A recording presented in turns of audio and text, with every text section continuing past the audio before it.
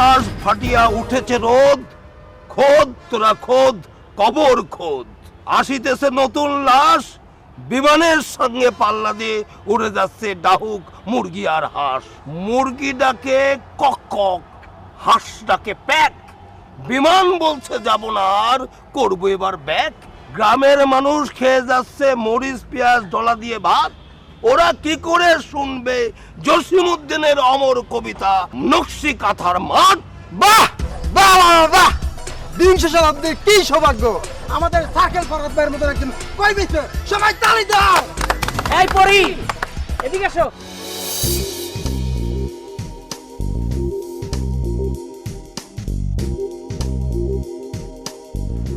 Varsity থেকে আসলে বুঝি?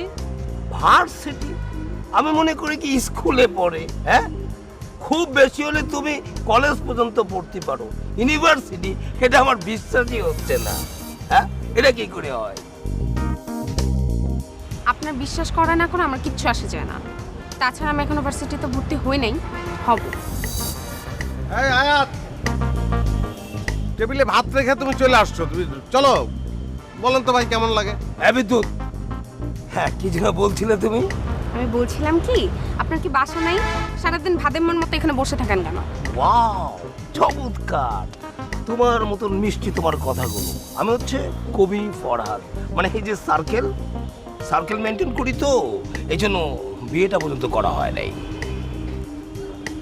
আপনার বিয়ে হয়েছে কি হয় না সেটা আপনার পার্সোনাল ব্যাপার। বলেন মিস্টার সার্কেল ফরহাদ, আমাকে কেন ডেকেছেন? আরে ডাকছে, সে সার্কেল নিয়ে মেনটেন করে, কখন কারে কোন কাজে লাগে তার তো ঠিক নাই। তোমার এখন দরকার কি? তুমি চলো বাসায় চলো। এই শোনো, আসলে আসলে উনি তোমার মেয়ের মতো দেখে, তুমি এখন বাসায় চলো তো। আসো আসো। এক থাপ্পড় দিয়ে তোরা ঠিক করে বলো। যাদব জায়গা দিকে আমাদের প্রাইভেট কথা কথা দিকে বলিস। দুনিয়ায় এত লোক মরে যায়, এই এত লোক মরতে পারে না। একদম চুপ, no!